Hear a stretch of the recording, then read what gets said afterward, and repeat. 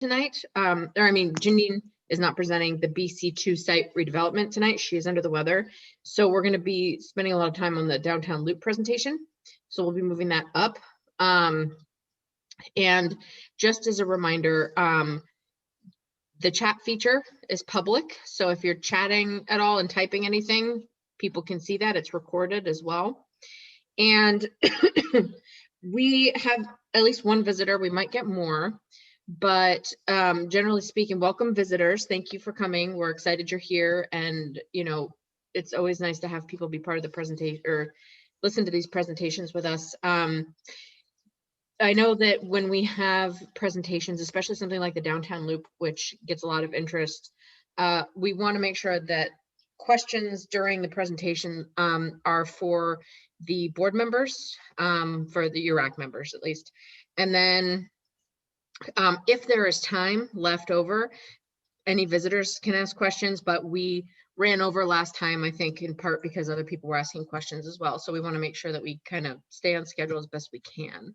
So, you know, thanks for being here and welcome. But we can go around a little bit and introduce ourselves. I'll start.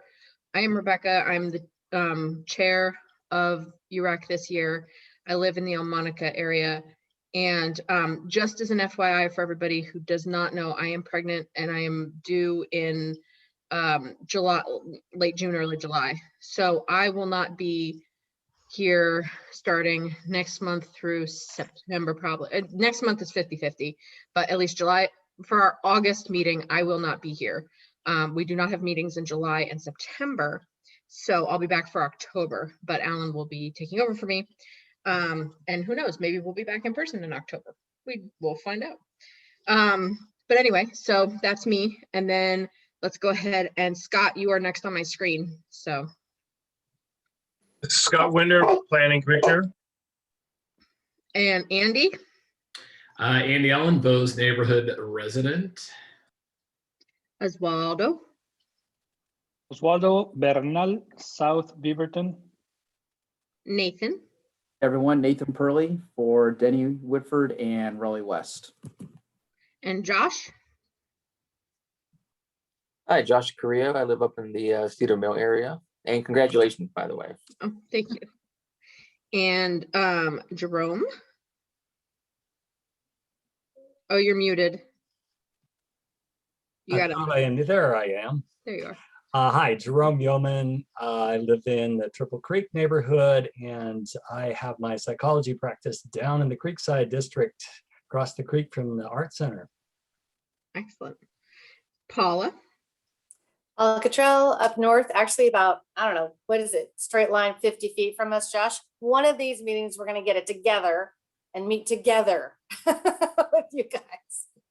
And congratulations. Thanks. Jennifer? Jennifer and I, Central Beaverton and Planning Commission member. And Eric? Eric Lear. I live in the Five Oaks Triple Creek neighborhood, and I am very excited for you, Rebecca. Congratulations. Thank you. Paige. Hey there, Paige Lurwick, and I am a resident of the Bose neighborhood. And Carol. Hi, I'm Caroline Atienza. I live in the Beaverton Aloha area, and congratulations, Rebecca. Thank you. And Tyler and Chase, do you guys want to introduce yourselves? We can do that. Tyler Ryerson. I am the staff liaison to our Urban Renewal Agency, and appreciate everybody being here tonight, as always. And I'm Chase Landry. I work with Tyler Ryerson at the DevDiv and with BURA. I am really glad to be here tonight, and I think we got one more, last but definitely not least. I'm Kelly Perkins, here to take the meeting minutes, and very excited to always hear the updates and the exciting things that you guys are going to help us decide. Hey, Kel. Awesome. And we have, looks like one visitor. Well, let's find out who Rick is, since we just have Rick. Everybody, Rick Scahan. I am the BCCI rep for Denny Whitford Raleigh West and also on the BURA Budget Committee. Awesome. Well, thank you for being here. So thanks everyone. And I guess I see both Dan and Jean here. And so I guess we can jump right into Downtown Loop if you want to give us an update. Sure, guys. Good evening, everyone. Thank you for taking the time to talk to us. And my name is Dan Turk. I work here in CDD. I'm the project manager of the Loop project. My boss, Jean Seneschal Biggs, head of transportation planning, is going to be running the presentation for us here. And we're very excited to talk to you about where we are with the Loop planning process. To give you some information and to ask for some input from you guys. The last time that we came was really right at the beginning of the process. So we did nothing but sort of introduce what we were going to do. And now we have some, some very good details, both in terms of what we've done so far and exciting things in terms of where we're heading. So go ahead, Jean, you can go to the next slide. So what we're going to do today is, after some introductory slides, just to remind you about the Loop project, we're going to talk about community engagement activities. Our project has very much been one of having a good process in order to have a good product. So we have a multi-pronged community engagement strategy and plan. So we'd like to inform you guys of some things that we've been doing, and then some things that are going to be done, and to invite you in to participating in that way as well. Jean is going to give you a brief update on project funding. And the bulk of the presentation is going to be sharing some key findings from the inventory and analysis of existing conditions, opportunities, and constraints that we've been working at both as part of technical analysis and also reaching out to groups such as our Community Advisory Committee to get input from lived experiences, essentially. And then the last thing is we want to hear from you guys about those same things as well. So go ahead, Jean. So just as a brief introduction, the Loop really wants to establish a strong connection north-south between Beaverton Central and Old Town by reimagining how the streets are used, right-of-way is used, and how they look, linking cultural, economic, and civic destinations, and very importantly, welcoming a diversity of residents, employees, and visitors, and helping us not lose the value and the character that we already have in the downtown as we look to improve it in some good ways. Next slide, Jean. So where we are in the planning we're about halfway through the planning process. And we've hired the firm Walker Macy and Associates to help us with that process. The product of the planning process will be some conceptual designs as to what we would like the streets of Watson and Hall to look like, as well as a plan that would be adopted by City Council that would include some implementation strategy and program. It would also include some planning level cost estimates that would help us in terms of seeking more funding. And then the next step after that would be to go into the preliminary design. So at the end of the planning process, we would get enough of a feel to know what we're looking at or what we're aiming for, but it certainly wouldn't be enough to begin construction at all. Go ahead, Jean. Our schedule, we're aiming towards getting the plan adopted sometime in September. And we find ourselves basically towards the end of tasks B and C, looking at what's out there and looking at what we'd like to have be there in terms of the project supporting other goals. And all of that is towards helping come up with some design alternatives to get later feedback on, and then almost as importantly, coming up with some evaluation criteria upon which to distinguish between the design alternatives to make our decision easier as to what we would like to move forward with in the plan. Next slide, Jean. So now about community engagement. These are the activities that we've been up to so far. We have a project website. We have an email list, which I think is about 100 emails. So far, we make announcements about project progress and opportunities to participate in other community engagement activities. We work very hard with establishing a community advisory committee made up of 23 members, and they're really charged with giving us local knowledge and expertise to support our planning process and advising the project team. Two other engagement activities that we've been participating in is one, in-depth interviews, which is basically taking maybe 5 to 10 people and really doing some long interviews to get an idea about the lived experiences of people with respect to getting around and just being around the Loop area.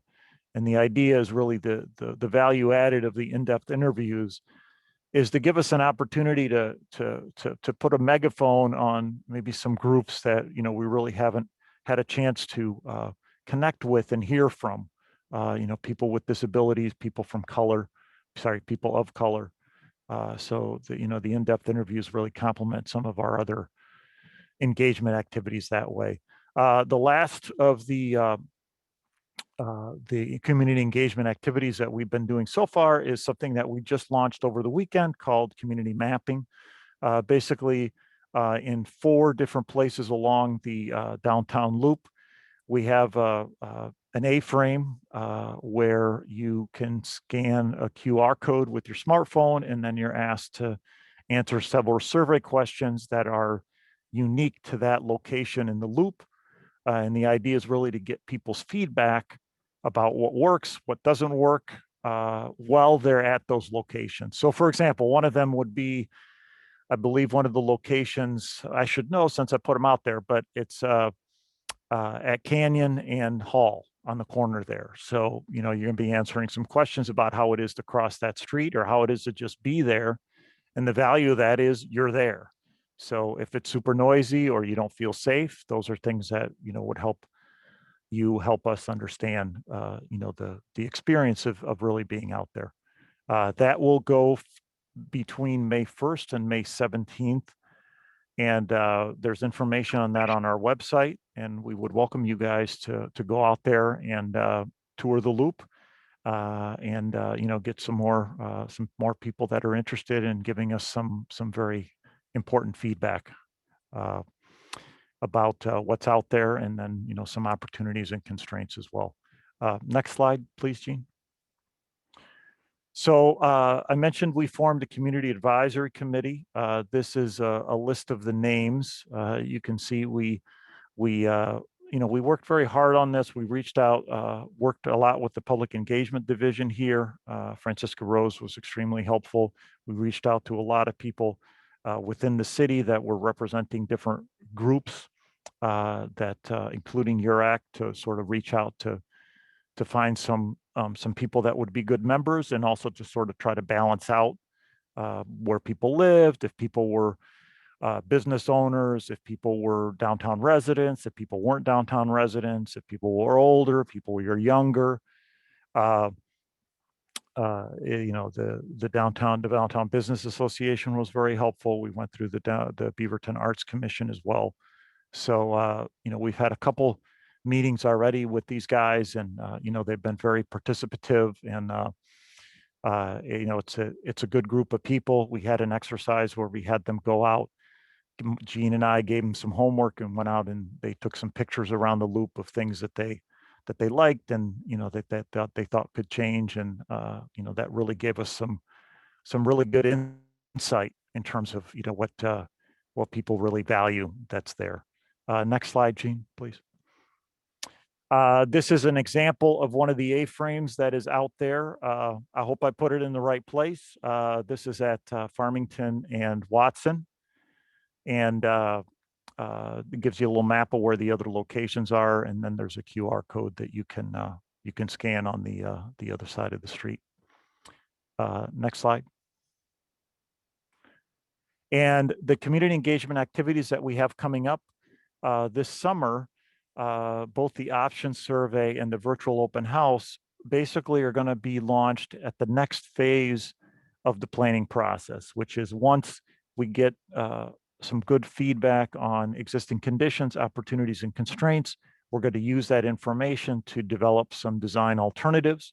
And then we go back to our various groups and other people that we're reaching out to and get their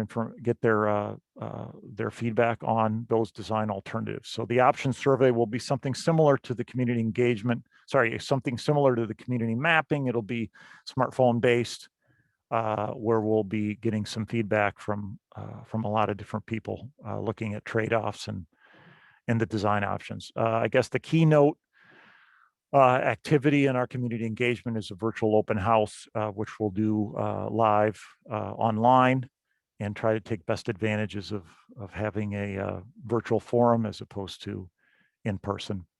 Next slide, Jean. And now please, Jean, take over speaking about project funding. I know that you've worked very, very hard on this in terms of getting us some money to be able to hopefully, once we have a good plan and a plan that's supported, we can go out and make it happen. Great. Okay, thanks, Dan. So hi, everyone. It's good to see you all again. Funding. You're probably hearing a lot in the news about infrastructure and talk in DC about an infrastructure package. One thing that has that's a piece of that is what we would call the Federal Surface Transportation Reauthorization. So this is the bill that funds highway projects around the country. It's a major bill. Usually it's renewed every 5 to 6 years, just depending on the year and what's happening in Congress. And one thing that's happening with this reauthorization is that members of Congress may request that projects be specifically designated in the bill, in the legislation. Congresswoman Bonamici, who represents Beaverton, received a request from us for the loop. We put in a request for $4 million in the BURA budget through the bonds that were issued.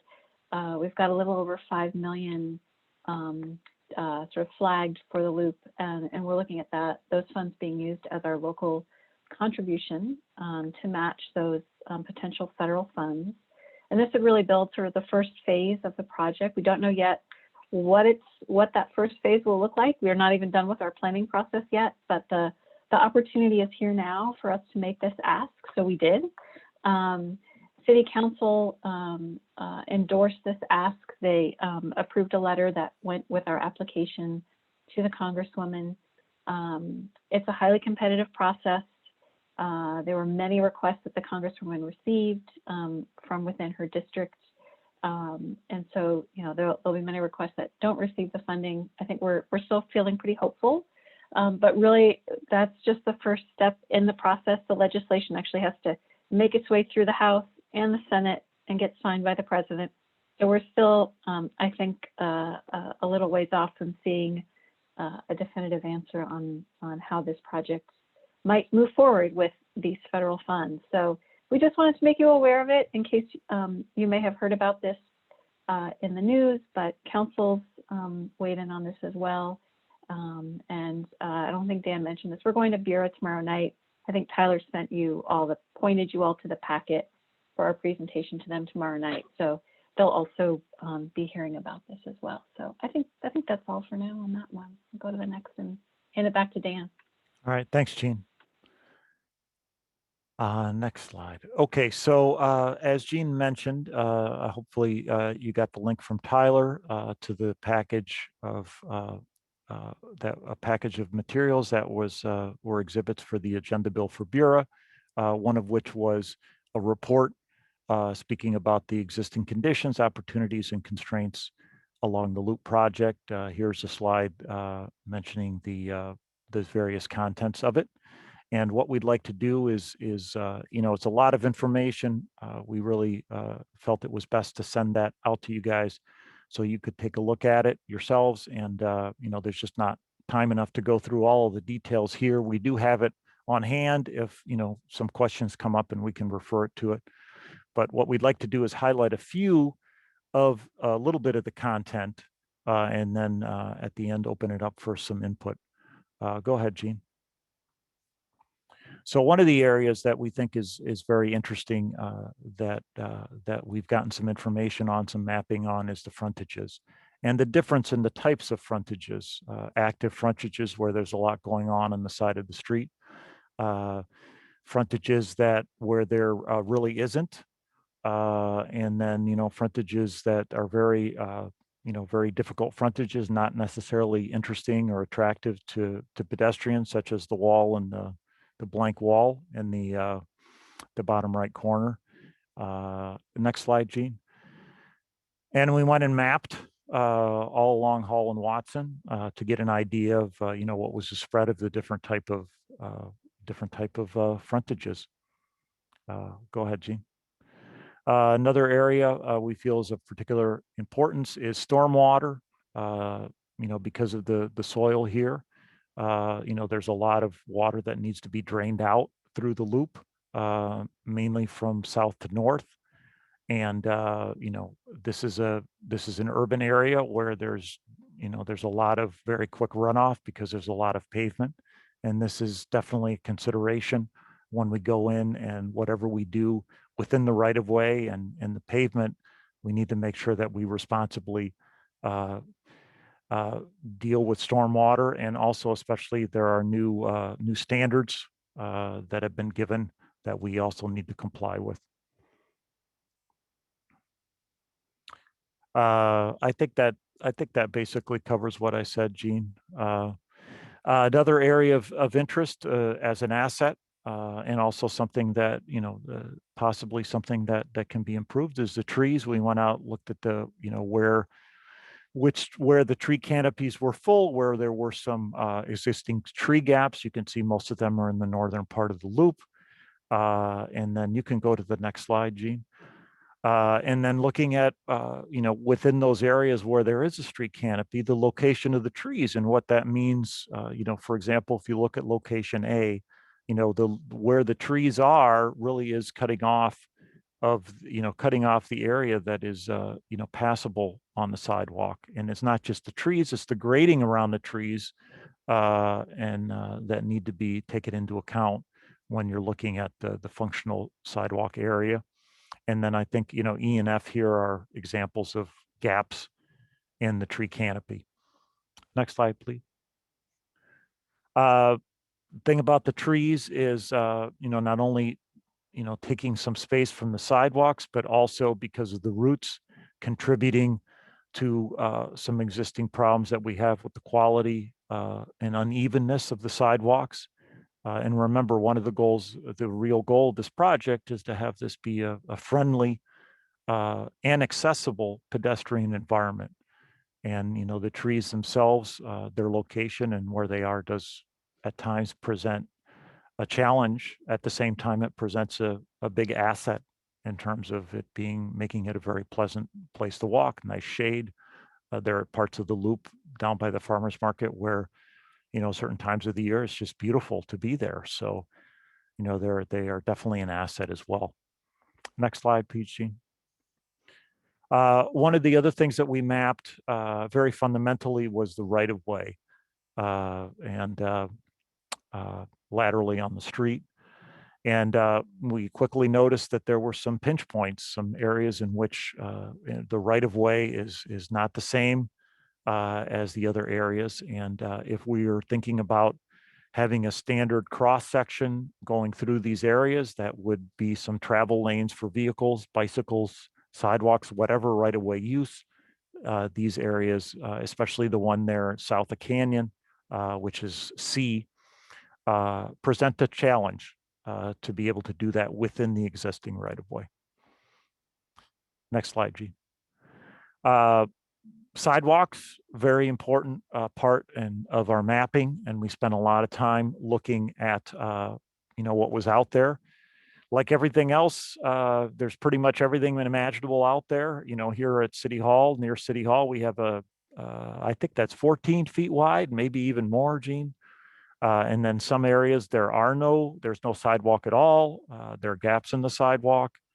Some areas we have a very clear sidewalk, such as Hall west of the library. Other places, such as the bottom left, there's a sidewalk there, but it's like an obstacle course getting through it.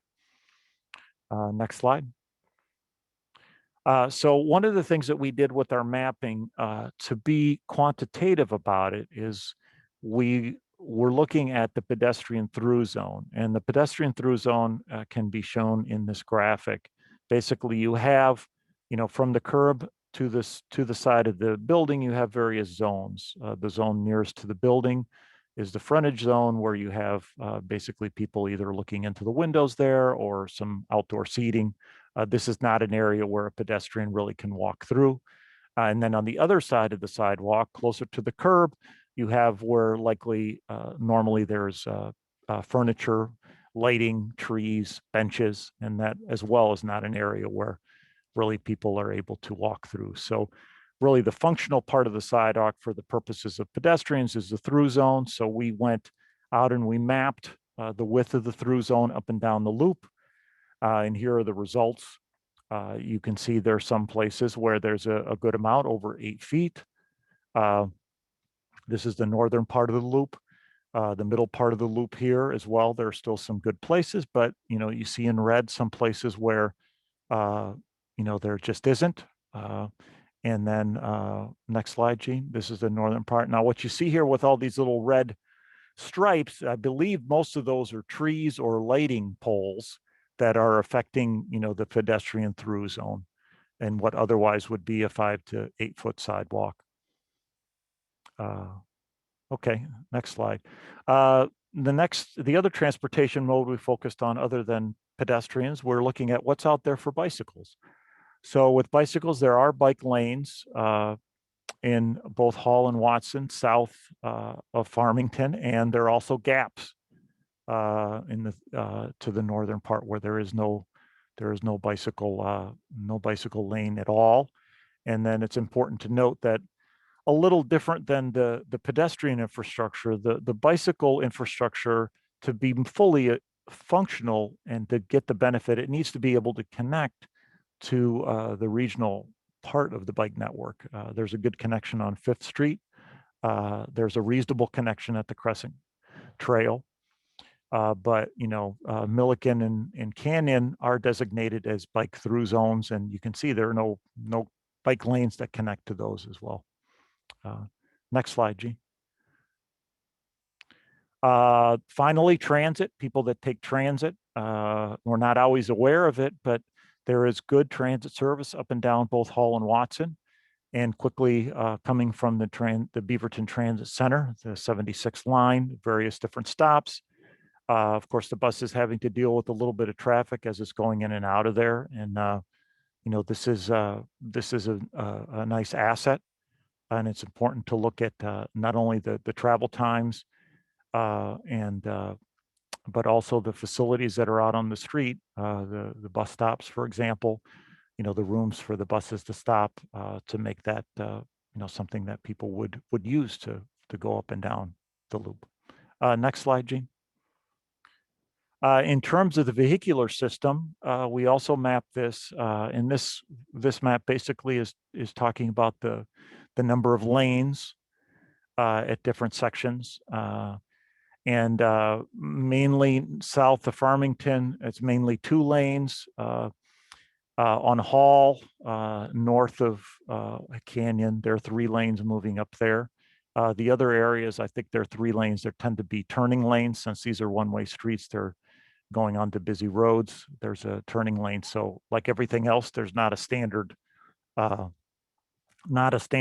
number of lanes or even arrangement of lanes. So it's important for us to know what's out there.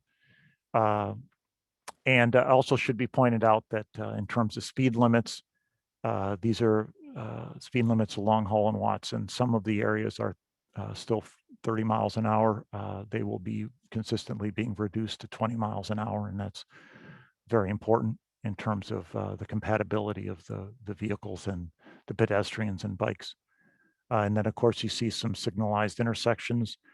The key ones being the two with Canyon Road and Farmington towards the middle of the loop. Next slide. We mapped the crashes that have occurred along Hall and Watson. This is something that we're still working on to be able to understand it a little better, but it's something that is very important. You know, the goal here is to have it be a safer environment for all modes of transport, and especially pedestrians and bikes. And along those lines, we mapped where the ped bikes crashes have occurred. Some at the big intersections there. You can see some of the statistics. Next slide, Gene.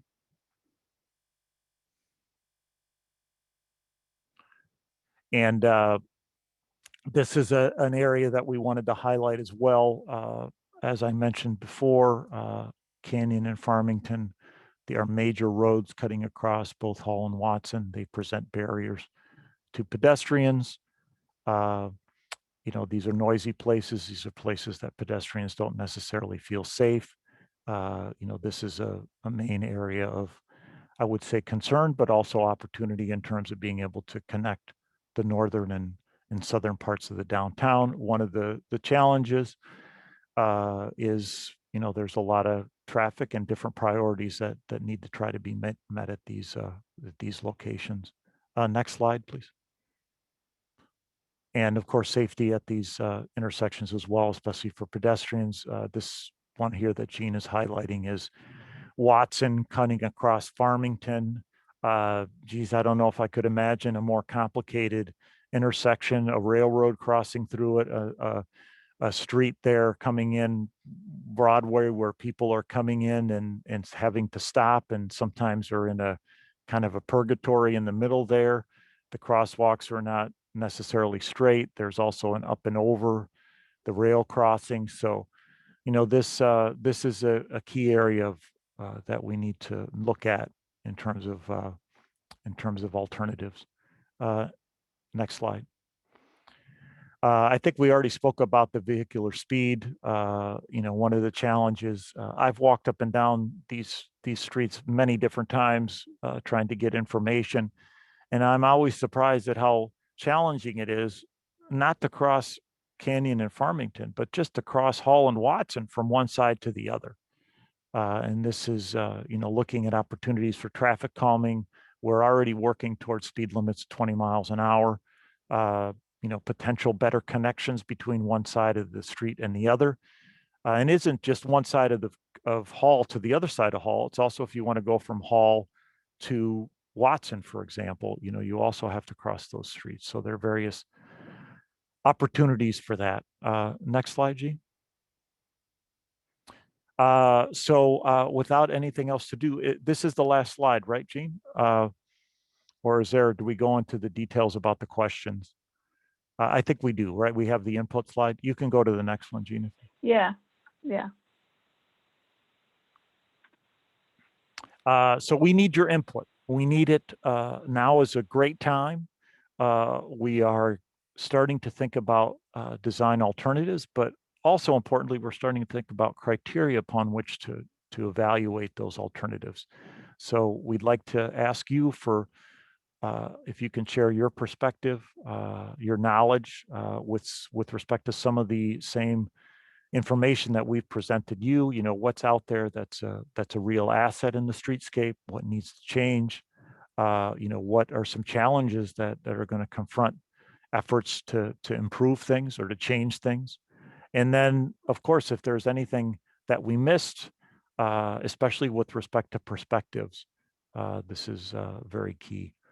So yes, please. I don't know how much time we still have. Hopefully, we have a good amount of time. Gene and I are all ears, and then you know, Gene has the full presentation or the full report on hand as well, if we need to refer to a little more detail. And thank you for your patience. We don't usually make such a long presentation, but as you can see, there's a lot of information there, and we wanted to impress you with the amount of work that we're doing, or our team is doing. We're really getting some detail out there. And then we also wanted to make sure you had that information to use in giving us your feedback. So thank you for listening.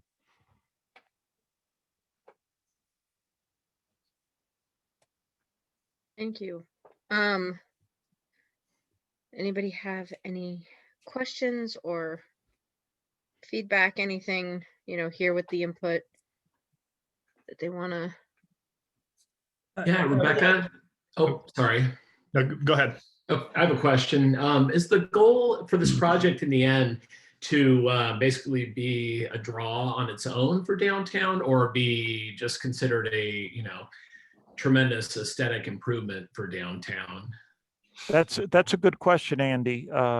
We've been getting a lot of feedback from these different engagement processes, and one of these is, this in-depth interview, and we get some quotes from people. And, one of the quotes was along the lines of what you were saying. Yes, it's important that we have the infrastructure there that, improves the connectivity, gets people out there walking, from one place to the other, as opposed to just parking everywhere. But also the hope is it would be somewhere where people would go and walk around, and they wouldn't necessarily know what their experience would be, but they could be surprised by a store that they see, or just an experience that they have. So and also there's an opportunity to maybe do some to make it aesthetically in terms of the design. And what is out there on the streetscape, to make it just a pleasant place to be. Sure, absolutely. Thank you. And then I would just say, as far as challenges, I think I see one of the biggest challenges you've already identified being that transition zone with that the crazy intersection, Watson, Farmington, the train, and Broadway. And I think just being able to connect Broadway, which I feel like is such an island in between the south end and the north end, and just linking those together. So. That's a good point, Andy. It isn't that there isn't anything within that transition zone. As a matter of fact, Broadway is quite nice, and it is in that. So hopefully that would help, connect. Thank you. Hey, can I chime in just to answer Andy's question, your first question, which I thought was a good one. I think kind of simply, the loop is both a transportation project, right? There's some key needs and that we have on the corridor to help people move through safely. And it's also a placemaking project to think about, what's this place downtown? Here are all these great community assets we have. We have the library at one end, we have the PRCA at the other, and a few great places in between. And how do we connect them? And how do we make that as a place that's a unified idea in your mind? So it's kind of doing both at the same time. So, yeah. Great, thank you. Thanks. Yeah. On that note, Eric. Oh, sorry. I forgot Eric was ahead of me. Go ahead. No problem. So just in terms of the assets and the issues, I mean, I echo what Andy said, and what I'm sure, this is no surprise to you guys, but that the connection with Canyon and Farmington is, I mean, that's a huge barrier. It separates Broadway. It makes it from, like, you don't think of walking from the Round to Old Town, because it's such a pain to get across, and it's it's a big challenge. Anything that you could do to, I know what we've suggested, and it's obviously not the cheapest option.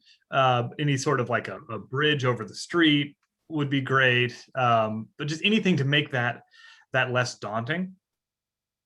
In terms of assets, I don't know, what the long-term plan is for this, but the First Street, the dining area that you have right now, to me, that's a huge asset. That will bring people in from a long ways out, because it's such a cool scene to be able to go eat at all these restaurants. And that's something that would bring people in even from the Max, which gets them from the top down to the bottom. So to the extent that you guys have input on that and can keep that around, I would highly recommend that. Thank you, Eric. One of the things about that is we really, we've had some general momentum in the downtown in terms of more activity, but the First Street Dining Commons and some of the outdoor seating as well has been, I would say, probably one of the few blessings of the COVID age. We were able to launch that, and I think people started valuing having those activity areas outside, and it'd be great to be able to build on that and not lose it. Hey, this is Josh. When putting this plan together, were you looking at like what other cities did you look at as perhaps like a best practice? That's a good question, Josh. So what we've been focusing on so far has been really what we have here in terms of the existing conditions and the opportunities and constraints. As we're putting together the alternatives, that's where the team will be looking at different areas, that have been successful, maybe elements of them. So Gene, I don't know if you'd like to preview that a little bit or if you have, some further information, but my main answer is, Josh, that's the next step. We're just trying to understand first what's out here for us. Go ahead, Gene. Yeah, no, we haven't talked about any other sort of precedents, right, that we might call them to look at from other cities. But that said, I mean, the team that we're working with, that's led by Walker Macy and has folks from Nelson Nygaard and DKS and others, they've worked in other places too. And they've developed plans for other communities, and they've seen other places, right? We've all been to other places and have ideas. So I'm sure there's going to be other communities that we're going to look to as we start to develop ideas for what we might include here. Lots of opportunity when you think about the right of way that we have today to work with for the project. So more to come. I'm going to jump in real quick. Gene, would you mind turning off your PowerPoint and you just remember those questions? There we go. Thank you. And I think Paige had something. Yeah, I did. So I have a couple things on my mind. The kind of placemaking component that you were talking about. So I'm not sure if maybe my eyes are just more open recently or if this is new, but I've noticed a lot more. I've noticed the maps around town that kind of point to the different things that are available, et cetera. And I've noticed them before, but I guess I've noticed more of them. Have more of those been put up recently, or am I just more aware? I think it's one of those things, Paige, where if you start looking for them, you see them more. Okay. But what's interesting about the signs, and there are a fair amount of them there. Yeah. This is something where I would have to say that, talking to people here in the city, they're not a lot of big fans. I mean, not that they think that they're horrible, but going out and getting feedback from people that are walking up and down downtown, that are working outside of the city, for that photo exercise, for example, we had 5 or 6 people that took pictures of those wayfinding signs, and we're like, this is great. So it's another perspective. And Yeah, I mean, I think, I guess, like I said, I must have been noticing them more while just, having this context in my head, and just thought, maybe they're not perfect, but at least there's something there that's saying you're in a specific place, and look, there's things that are down this direction, et cetera, and pointing to parking opportunities and things like that. Whether or not you can necessarily see that from a car, I don't know, but anyway, it was just something that I was curious about, and liked the idea it was pointing towards. Well, one of the interesting thing was for me was, Gene and I were thinking about it. We're like, who doesn't go out there with their phone and not have the information as to where to go? But there's also a value other than just pointing you in the right direction, of just having something that is comforting, something there that, aesthetically is similar to other places. That may be a value independent of the informational part.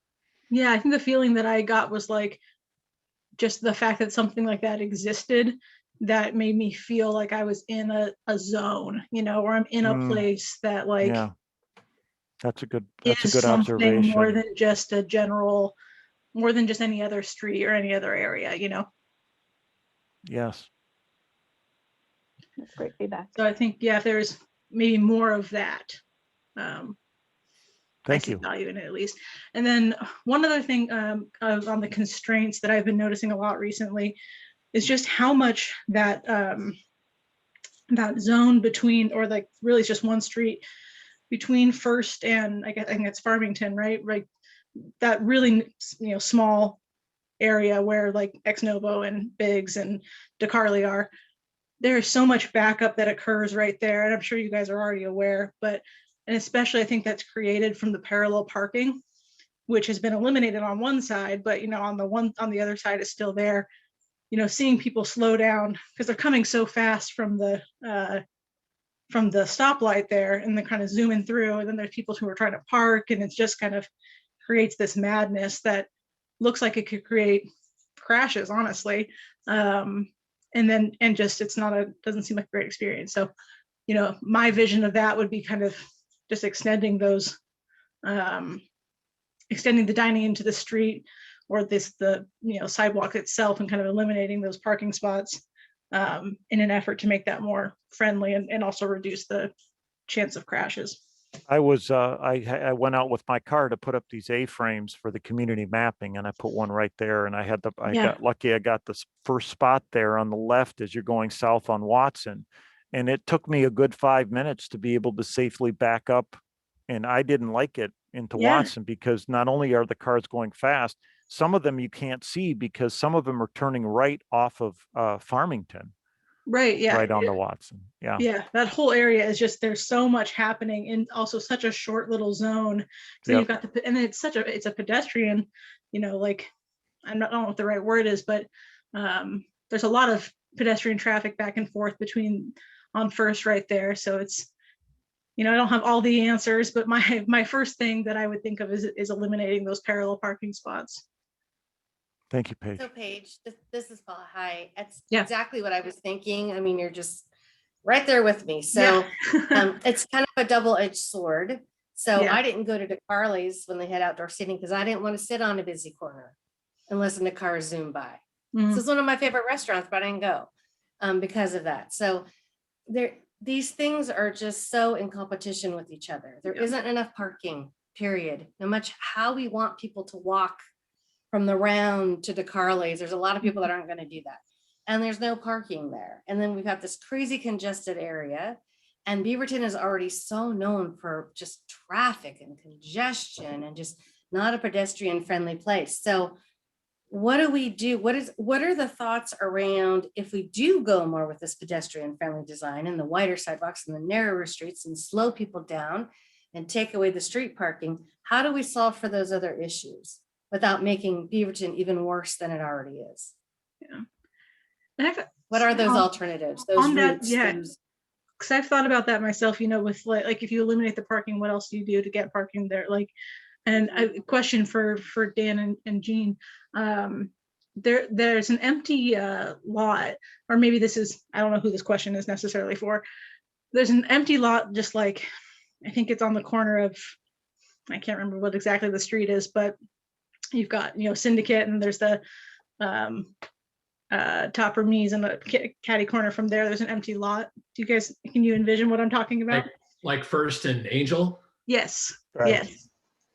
Do we know what that lot is? And if it is, it's not an empty lot, it's empty grass, like who that belongs to, and if that could somehow be transitioned into parking or something like that. I'm curious about that. I'm drawing a blank. Yeah, go ahead, Jean. Can I suggest that? Okay, so you guys are talking about parking, which is a favorite topic of Tyler's team these days because of the parking action plan. I don't know when you've last had an update on that from Molly, but Tyler probably knows more about that lot, but there may be challenges to converting that to parking. There's probably higher and better uses, right, than a surface lot for a valuable lot in our downtown. Multiple, But yeah, Paige, but I don't know.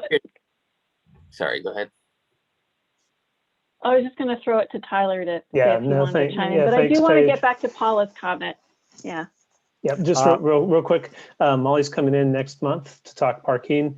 We can go down along the line, but great question, Paige. But June, let's keep that on the forefront. If I could address that, Tyler, Paula's question.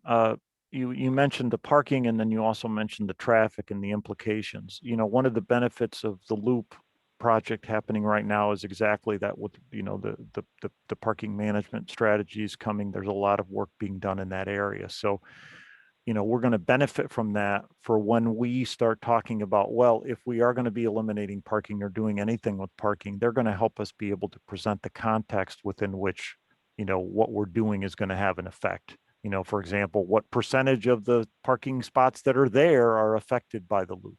Where are the locations of alternative parking, or where they would be? What's the general situation with parking? The other thing you mentioned, Paula, was with respect to traffic and the implications with traffic.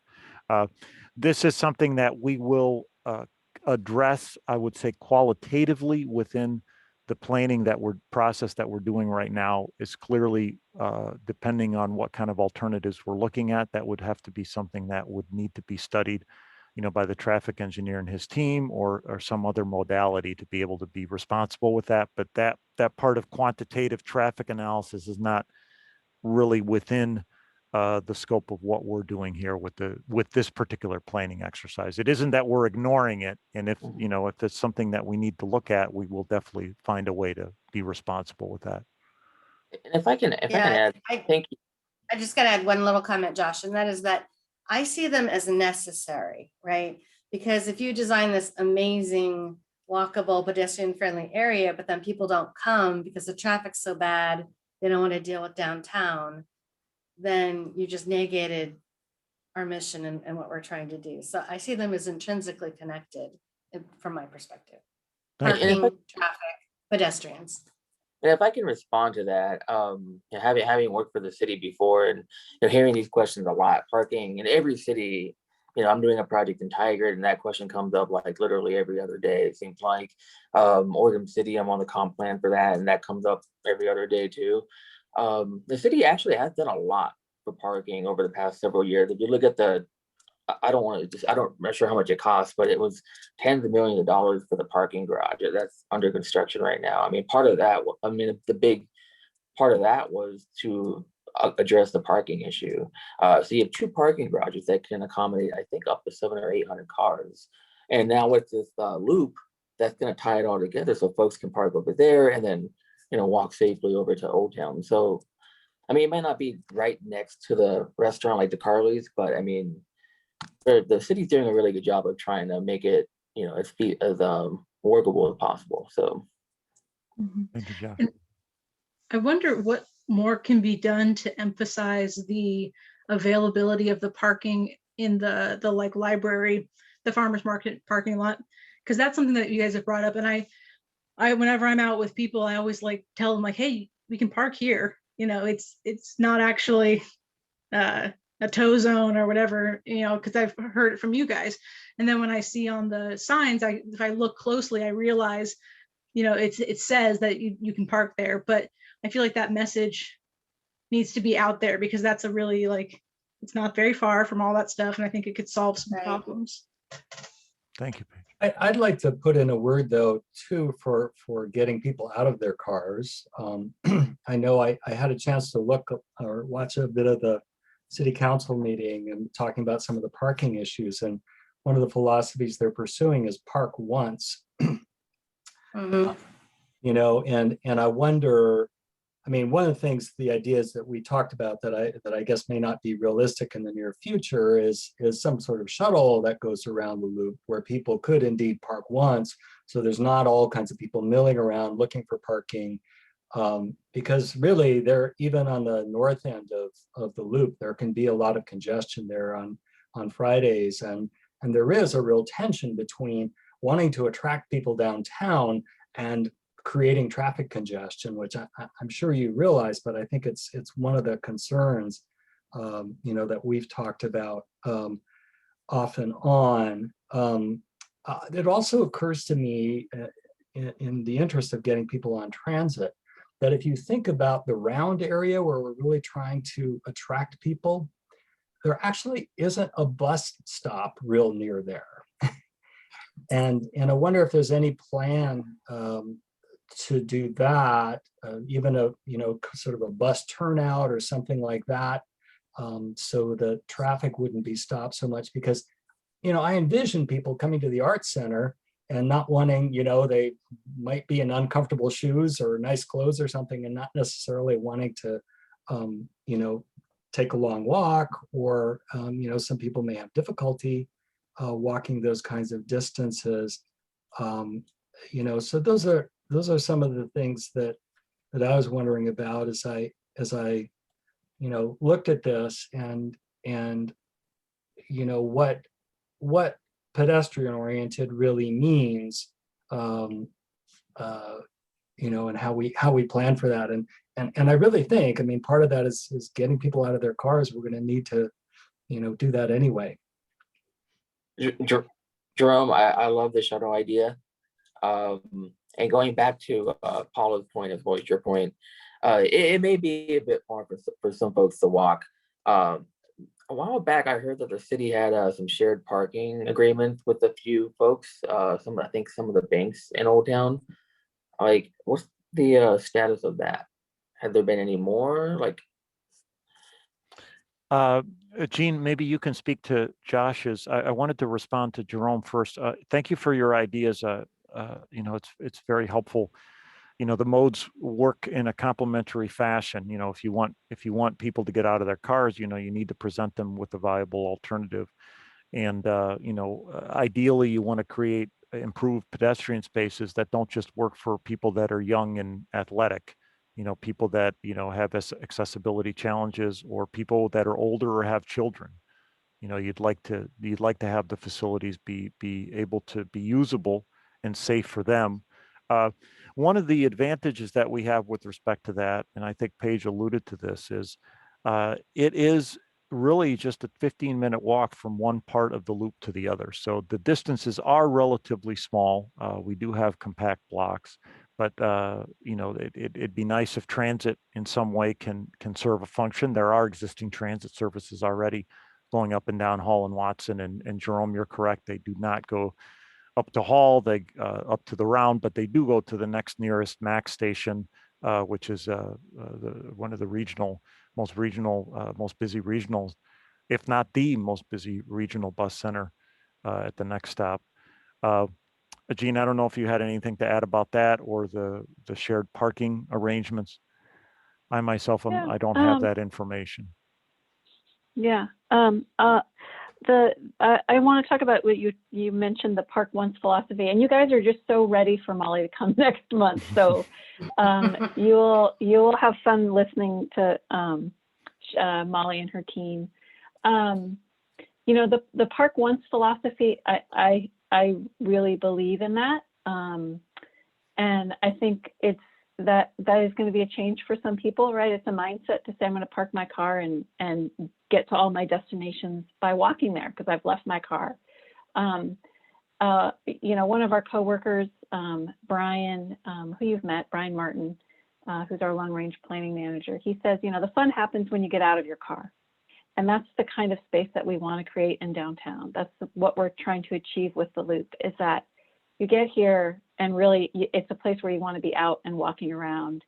I am inspired by all the activity that's happened during COVID, that we've seen how we can repurpose parts of our streets to create the kinds of activities that we haven't really seen as much of in Beaverton. So I think there's more conversation to have around with this project and with Molly's work just around parking in downtown. But it's definitely part of the right of way. It's part of a use that we currently have. And as we're looking at how can we change the street to create a more active, sort of sidewalk life and street life, there's only so many different places and spaces that we have within that space in the right of way to work with. And parking is definitely something we're going to be looking at and thinking about how we use that space. And as Dan mentioned, to walk from end to end is about a 15-minute walk. I don't think a shuttle is really in the feasible future as something that would that the city would be able to implement and afford. I think really the goal here, and I think we've heard this pretty strongly from City Council, is let's make this a better place for pedestrians, where it feels comfortable, where it's safe, and where we have that active, vibrant downtown that we've been talking about now for a few years.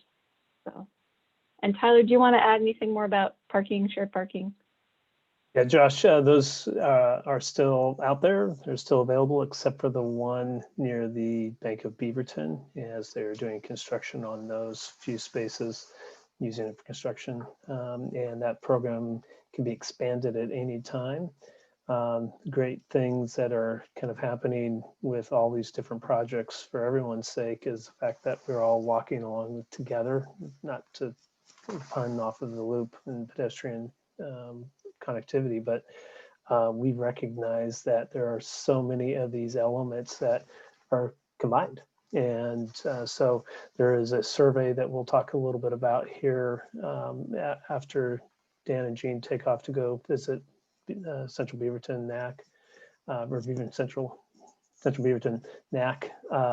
And then there's some combined things that are happening that are just intricate to be able to move forward with all these efforts. So we'll talk a little bit more after they're done, but I want to give them plenty of time and you time to ask and provide feedback, ask questions and provide feedback. I'd just like to throw in one more note about inclusion. I don't know if you've done any outreach to the mental health disability community, for example, the National Alliance on Mental Illness, Washington County chapter, or LifeWorks Northwest might both be resources for people with mental health disabilities to get their perspective on all of this. Excellent idea. Thank you. Yeah, great. Thanks. I don't know how much time we have. I'm hoping to jump in with some questions. I don't want to. Yeah. Make sure to still stick on budget Well, here. that's fine. Dan and I are supposed to be at the Central Beaverton NAC at 8:15. And if one of us needs to peel off, we will. I had, yeah, Jean, Francisca said they're running 10 minutes late. So I think we have at least 15 minutes. So, I mean, you guys got other things. So yeah. Right. Just from You our end. guys, we have until 8:15 for you guys. So Okay, that's you have fine. 10 Yeah, more sorry. minutes. I misspoke. Nathan. Yeah, I think I was taking notes during your presentation while everyone else was contributing. So I just got a bunch of items to cover here. Initially when I read the report and then again during this presentation, one big takeaway was the various widths of the sidewalks. And to know that some can be fewer than 5 feet and others can be as wide as 8 feet. I thought that difference was considerably different. And to your point, some of that size can even be lost due to street lights. And most of my questions are actually tailored for the Old Town and right off of Watson. First technical question is, I'm just curious, does any city code say how wide a sidewalk should be in Old Town? I struggle to say that the older trees should be replaced if they're contributing to the lost sidewalk space. I think it would be nice to maintain those older trees because they complement the older architecture of the buildings in that area. I think the age of the trees and the age of the buildings really add to that sense that you're in Old Town. And that verbiage in the report really stood out to me, talking about traffic calming. I think that area in particular would really benefit either by a slower speed in that area or any other type of mechanism to help facilitate that traffic calming. So I think the traffic calming with the older trees and the older architecture combined really add to that warm feeling space in Old Town. So that was my first question. Does any code govern the width of sidewalks? And then, my initial reaction was kind of going off of Paige contribution. I know we've talked about for Watson possibly removing a lane from Watson. I don't know if that would be a solution to help provide the space necessary to expand sidewalks in that area. I know walkability is very important. If it needs more space and it needs to be repaved, I don't know, maybe that is the opportunity to entertain the idea of removing a lane from Watson. But then again, I recognize that would have a huge impact in the area as well.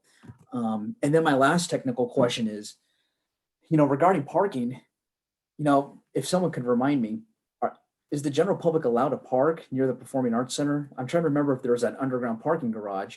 If so, I think it'd be great if folks could just park there. And then I know we touch on this probably almost every meeting, if not every other meeting, but the idea of a pedestrian footbridge or some type of infrastructure to have people safely move across Farmington. So I'm kind of envisioning folks having the ability to park at the Performing Arts Center enjoy the area around the loop, and then walk safely over Farmington and enjoy the area in Old Town where they have sufficient space to walk.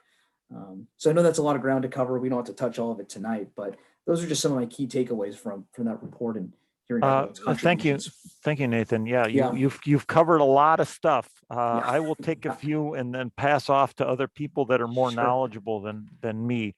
Certainly the concept of the pedestrian through zone or the functional part of a sidewalk is very critical. It's kind of like a weakest link type of thing. If you have, having a wide sidewalk, for one block really doesn't help that much if, the next block, there's no sidewalk at all. So, the idea really would be to have a tendency towards uniformity, not just for the purposes of the transportation, but also for the purposes of the aesthetic and the unifying nature. What we have now is every block, even within a block, it's schizophrenic. Yeah. The trees are an asset. The older trees are, I happen to think it's something that we have unique here in the downtown area. But at the same time, it isn't, sometimes it's the size of the tree, but also, unfortunately, it's the location of the tree, relative to the sidewalk. That is something that, we need to address. Yeah. With respect to removing a lane, back to what Paula mentioned in terms of the traffic implications, relatively early on in this process, we've come to the understanding that really what we're looking at in terms of a solution would need to at least preserve 2 lanes of traffic on each of the one-way streets. Otherwise, it would have implications that would be significant and broader. Now we are looking at possibilities of narrowing width of those lanes. And then, there are some areas, Hall north of Canyon, for example, where there are 3 lanes where there probably is not a need for 3 lanes. There are other areas where there are lanes that are turning lanes that maybe it's not as absolutely necessary. But really the 2 lanes through is, we're looking at alternatives really that would have that component. Tyler, I don't know would you want to address the parking at the Art Center? It's available, Nathan. Okay. Absolutely. Okay.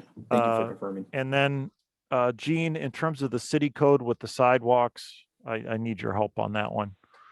Yeah. So we have our engineering design manual, the EDM.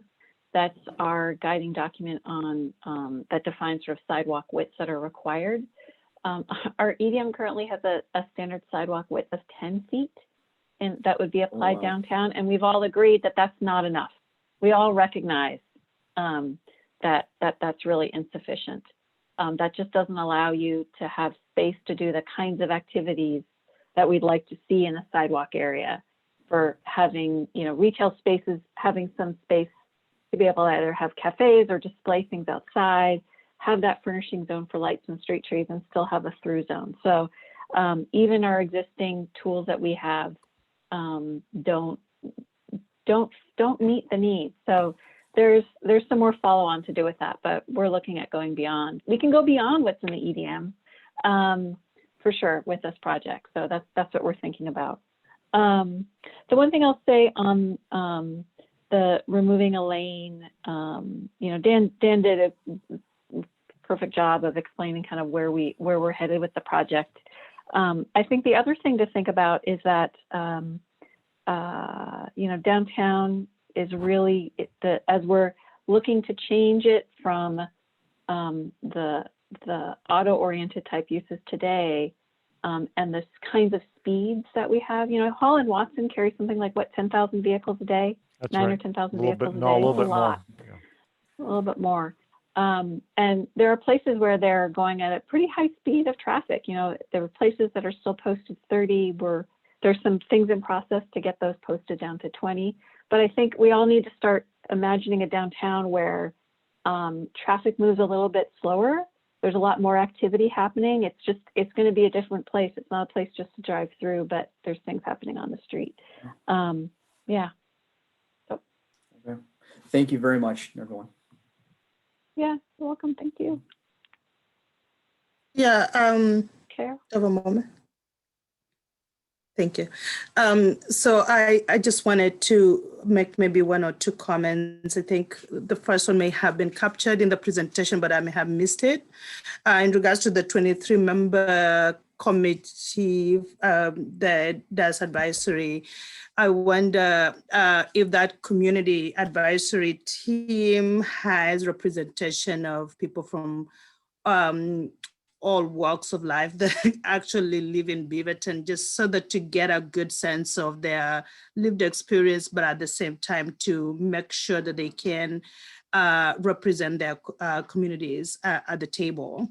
I don't know if that was already captured. And then the other part is just a comment in regards to why people would consider visiting downtown. I think speaking from a person of color perspective or a community of color perspective, people visit a place because maybe it's the things of interest to them. Maybe there's food or culture that represents their what they like and stuff like that. So I would like to just mention that in regards to the way downtown Beaverton looks, there isn't usually a lot of diversity in terms of the services rendered or the foods that are served there, particularly for specific groups like the Black community, for example. And so it is harder for like the Black community to make an effort to just visit downtown Beaverton. And I know other communities may have this similar experiences. And so I think much as we continue to work on this, there needs to be an effort to improve diversity in the city in terms of the ownership of businesses and what those businesses represent, to make it easier for people to decide to visit downtown or to decide to park and walk through downtown, so to speak. And one other thing is, just asking whether the Diversity Advisory Board has been either included or consulted or at least resourced for some of this work. Because I know there's good representation of diversity and equity and inclusion on that team. Thank you, Carol. Appreciate your ideas and questions. The goal of the downtown really in general is for it to be a welcoming place for all sorts of different people. The loop has a role that it can play, but there's certain other things that, the loop itself is not going to work in terms of services or foods. Hopefully there's a complement. To address your question in terms of the CAC, we have some good diversity on the CAC. We have 4 people that are Asian or Asian American, some Latinos, someone who uses a wheelchair. We have 5 people that live in Central Beaverton, some people that live in different parts of Beaverton. One of the, what you bring up about people having different experiences and interests depending on their culture is very important. And it would be wonderful to have the downtown be somewhere, and there's no reason why it couldn't be somewhere that's interesting for a white person to come in or a Black person to come in, maybe looking at different things. So that remains the goal, and we are reaching out to people. And one of the nice, we have the community engagement plan that has activities that kind of complement each other. The CAC has worked very well. It's 23 people. We've met with them twice. We get some good feedback. We break into small group discussions where people feel more comfortable talking and giving us their impressions. The meetings are 2 hours a piece. But to complement that as well, we have these, we have these things where we're reaching out, like the community mapping, to catch people that are downtown. But I wanted to highlight these in-depth interviews that we've been doing. This is 5 to 10 people that we're going to, that we just sit down with, and we really interview them about their whole experience with the downtown.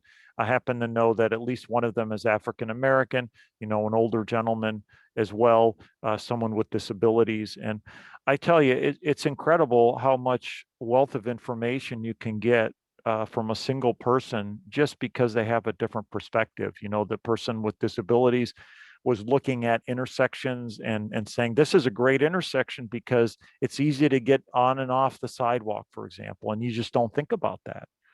So, you know, we hope that we're going to continue to get that feedback as we're going along, because that is certainly the goal. Well, thanks, Dan. Thanks, Carol, for those, and everybody else who's commented. I'm sure, and Jean and Dan can speak to this, if there's more questions, they might be happy to answer them, you know, in another manner. But for now, we have reached time. So thank you, Jean and Dan, for a really interesting presentation. And Really Rebecca, I'm appreciate sorry, I lost Oh. track of time. I was a little Oh, late it's there. I fine. apologize. It's fine. It's only 4 minutes over. We're Okay. good. Okay. All right. Thank you, And guys. it's just eating Chase's time, so whatever. You know. Well, if I knew that, I would have talked forever. Dan and Jean, thank you so much. Appreciate your time tonight. Thank you for the wealth of information, and hopefully you're able to gather some good information from the advisory committee as well. And this is a passionate project that advisory committee has been waiting for and being able to dive in with you.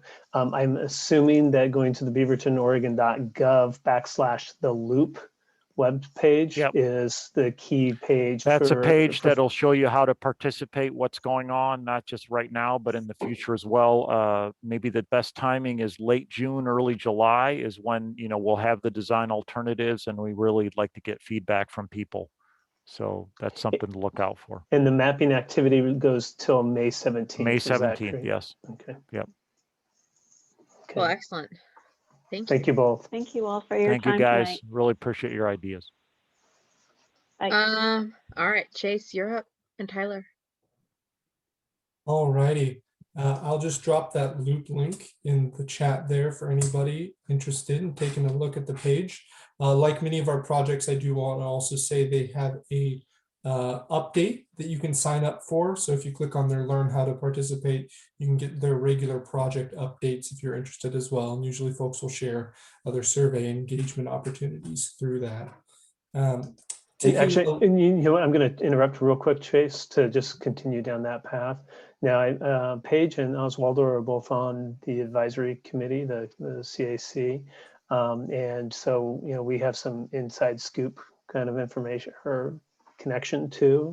So if you do have any thoughts as Paige and Oswaldo go to those meetings and you want to make sure that you have, oh gosh, you know, please include, you know, this thing, yeah, reach out to them, and or we can talk about it here, and hopefully Paige and Oswaldo will be able to recognize that. So thank you, and sorry, Chase. No, that's all right. That's a very good point. And I really want to thank everyone also for your additional volunteering on top of your current volunteering that you all are doing. So thank you for sharing your time. A couple of project updates, really big updates this month, and they highlight a couple of things that y'all were bringing up during the conversation today. Really that we acknowledge and see as the city of Beaverton that these are connected issues. And so, you know, Carol, you're talking about making downtown a welcoming place that you'd actually want to go to, and has the amenities and the food and the diversity of business ownership. That's something we're really looking at with the downtown equity strategy. And we're really diving into that, of what that looks like. And then with the parking, if you check out the BURA area updates for this month, there are actually 3 new parking projects. And I'll give you a little bit right now, but Molly's going to come more next month, hopefully, and share with you about them. So there's the Downtown Parking Management and Action Plan, bit of a mouthful there. There's the Beaverton Central Garage Parking Access and Revenue Control System, and the Downtown Parking Compliance and Garage Operations Maintenance. So again, these are parking plans, obviously not marketing plans, or else they'd be a bit shorter, but these are all things addressing the big picture of how parking works, functions, and is connected downtown. So some really neat updates there. In addition, there's some fun things happening with the tenant in storefront improvement programs. If you've had a chance to stop by Mocha Tea House, they had a combination storefront and tenant improvement program that just finished, and really interesting outside redone, very colorful inside. and a very interesting area right downtown. Tyler, do you remember the cross street there? It's right off of Farmington and Washington. Yep, Farmington and Washington, just adjacent to the First Street Commons.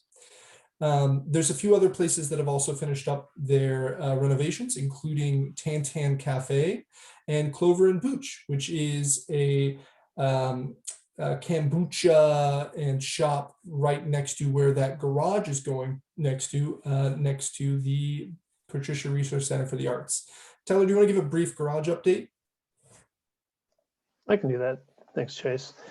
Still under construction. We're doing a punch list here this week, but we have kind of still some big items that need to be taken care of before we actually open up the garage. We're looking at the summer of when we actually do open up the garage. So that's good news. Bad news scenario depends on your perspective of the hourglass, but hopefully it's going to be opening soon, right, Jen? Yeah, just construction around her for so long. We're hopefully getting close to the end, at least on that project. To add to the parking, there is a survey that is in process. It is not live yet.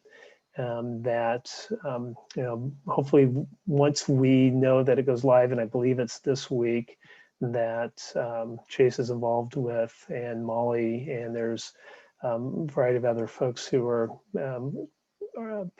have input into this survey. We'll give that over to you. Molly will probably talk about it here as well when she does come in, but that is a kind of an important piece of the kickoff to the action plan. That's the DMAP, I believe, right, is the acronym, Chase? DPMAP. Yeah. There's a P in there. Okay. But yes, that'll be going out really soon. And it's also going to have components in it that are asking about how people feel the space around the First Street Dining Commons and the First Street Commons in the parking or the dining that's moved into the parking spaces in the right of way, how that's working too. Again, we see that it's all connected. So we're trying to package these surveys in ways that are how you would actually engage with the space, not just 13 surveys and 13 different projects, trying to get some good information and still continuing from that. So that'll be coming out soon, and we'll share that very quickly. And with that, I guess I buried the lead a little bit there. The fact that the Air Beaverton program, the program that established the First Street Dining Commons and the dining that you see in some of the parking spaces, part of that survey is going to be about how's that working? What would it look like to continue that? Is that something people are interested in? And so we'll make sure to highlight that and send that out to you. Yeah, Eric, I see the thumbs up, so that we can get folks' feedback on that, because obviously we need to hear what the issues are, what the opportunities are, and what some of the challenges that might be faced to make it more long-term, if that's the route that we go. A few other big updates. We've got the downtown equity strategy. Just want to say that we've selected a great project team. If you're not subscribed to that project update, I would really encourage you to go to beavertonoregon.gov/DES or downtown equity. I think we'll get you there as well. And you can learn more about who we selected. It's a really great project team that is helping to lead the community engagement effort out to the community about this stuff. Yep. Thank you so much, Tyler. That's what I got for today. Please do check out the update list. There's a lot more in there, but I want to hand it back over to Rebecca. Awesome. Thank you, guys. Thank you. So we need to approve the minutes from January and February. Can we do those as one, or do we have to do those separately? We can do them as one? Okay. So hopefully everybody got that with the agenda and have read it over. Do I hear any objections to the minutes? Let's do it this way, or any corrections, anything you've seen wrong? No? Otherwise, show of hands. All in favor of approval of the minute. Oh, wait, I need somebody to actually move to approve. Sorry. I move to approve the January and February minutes. Thank you, Eric. Do I have a second? I second the motion. I second. Oh, Nathan got there just a second ahead of you. Thank you, Nathan. Okay, now, show of hands. Approve. Anybody abstaining? Or anybody not want to approve? All right, it has passed. Thank you very much. And with that, I believe we are done 2 minutes. Oh, wait. Tyler, Yeah, stop. I do. I just want to, again, thank you very much for tonight. And we knew it was going to be a big night. Janine, I'm sure she's going to want to come to you in June. We also know that Molly was planning on coming to you in June, and that Rachel is coming on the downtown equity strategy in June. And we've had a couple other requests as well. So right now, June is building up to be a big meeting, and we'll have to work with Rebecca and Alan to figure out how we want to move forward with the agenda. So I wanted to give you that heads up. July, we typically do not meet in July because of the 4th of July date usually lands in there. And so we usually just keep 4th of July off. We'll come back in August, and then September we expect not to also meet because that is Labor Day weekend or Labor Day week. So just kind of an update to where we are kind of heading as we go into the summer. Thank you, Excellent. Rebecca. All right, we're ending 1 minute ahead of schedule. So thank you, everybody. And I will see you all probably in October. So Good meeting. Congratulations, Rebecca. Thank you so much. Good luck, Rebecca. Thanks. Thank you, everyone.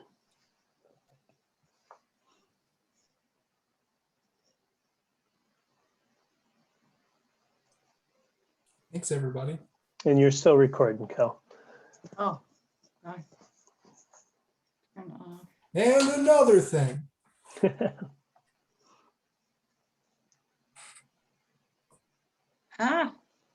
Where is my? Well, I hope whoever's watching this is enjoying this little epilogue.